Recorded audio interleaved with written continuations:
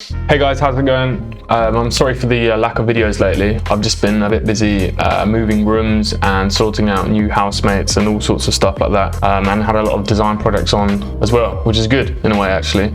But I wanted to get back to YouTube and start focusing on some quality content for you guys. Yeah, so here I'm back and everything's fine. So the other day I was watching the film Fight Club. I'm sure most of you guys have seen it. If you haven't seen it, go watch it. It's a really good film. Quite deep, quite introspective, and just a really interesting movie actually. So I definitely recommend checking that one out. In the opening scene, there's an amazing panning shot of the camera going through the main character's apartment. And what's happening is IKEA furniture is basically appearing in his apartment. I'll probably play the clip over this so you're probably already looking at it. There's a coffee table that pops in, and he actually talks about this at just before that scene starts. He actually mentions this coffee table. Now, as soon as I saw the coffee table, I was like, damn, that's so cool. I really would like, one of those coffee tables. So I decided to do some research online and try and figure out where I could get this yin yang coffee table. So I did a bit of digging on eBay, and what I eventually found was that there was only four of these coffee tables made. One of them was blown up, one of them was used as kind of like a CG model, one of them was like a soft model or something, and then the final one actually ended up back at the writer's house. So the writer of the book Fight Club, he had the final coffee table, and he used it for, I think he said, like 8 years, and they basically auction it off. So I found the original auction page and the original video of them talking about the coffee table. Anyway, what I decided to do is I want this coffee table, so maybe I'll build it in a future video. But for now, I just needed to get a SketchUp model of it. So this will be a cool video of kind of showing you how you can just use photo references to design and build something. So I had like barely any imagery to do this with, but I kind of used, other objects in the scene to kind of work out the scale and make the coffee table to scale and apply all the textures using Vray, and then actually produce some final renders of it in one of the interiors that I designed in one of my SkillShare classes. So this will be the full process of what I went through and the final output. So hope you enjoy it. Let me know what you think. Okay, so the first thing I did was I actually dragged in the imagery that I had into the SketchUp model itself. Now I found this quite useful because it means you don't have to keep like tabbing in and out of different windows.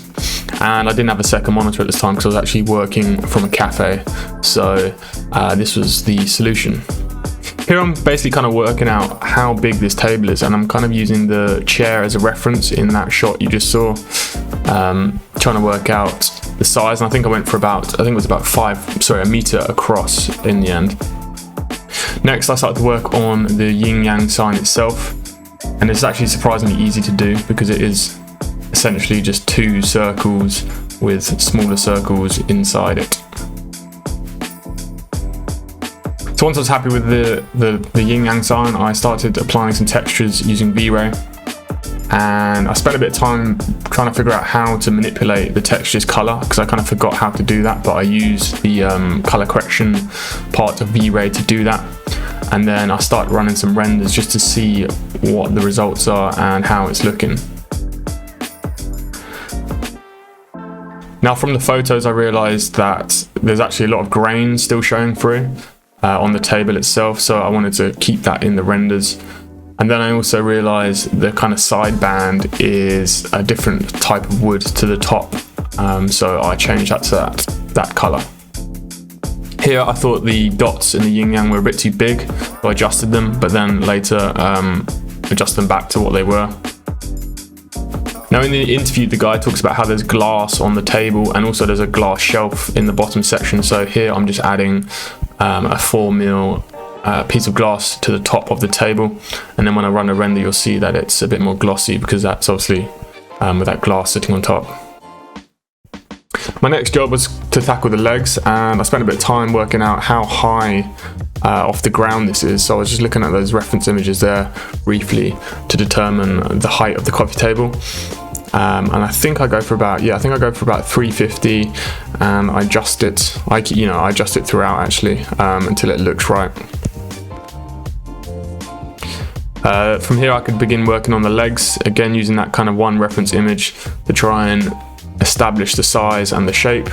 I noticed there's kind of like a little cut on the sides of the legs. So here I'm trying to replicate that as best I can, and I think I do a pretty good job with the legs. Now I was trying to determine if it had 3 legs or 4 legs, and I'm pretty sure it only has 3 legs. So I basically mirrored the mirror around the 360 degrees, so divided by 3 is 120, so moved them 120 degrees, and then added this kind of middle section to create the base for the table, the glass shelf almost.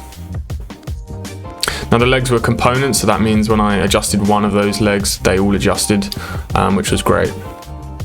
So here I put it into one of my scenes. Now this is a scene from one of my Skillshare classes, and the link down below will be for that full class on how to create basically better renders in V-Ray.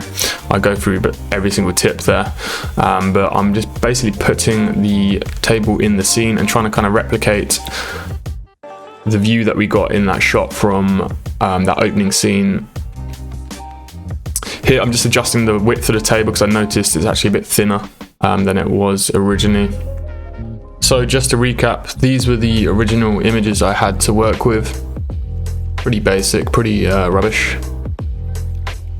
And then these were the final renders produced using V-Ray and the interior scene that I already had built. And I think they turned out pretty good.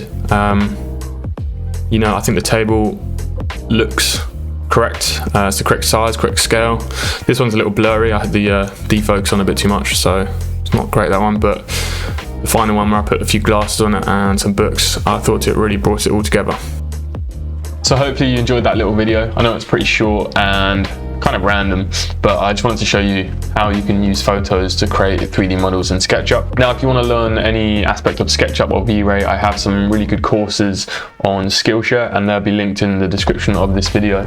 And I've got things that will cover, you know, if you're a complete beginner at SketchUp, how to use SketchUp Vray in your browser, and then also V-Ray, how to create really good renders in V-Ray, some like the renders that you've just seen in this video. So if you want to check them out, all the links will be down below. I've got plenty of courses there. Thank you for subscribing to the channel. If you're a new subscriber, I know I gained quite a few subscribers from my last few videos. I really appreciate that. Other than that, I hope you took some kind of value from this video, or just enjoyed it for entertainment purposes only. I'll see you in the next video, and yeah, have a good day wherever you are. All right. Maybe that was it.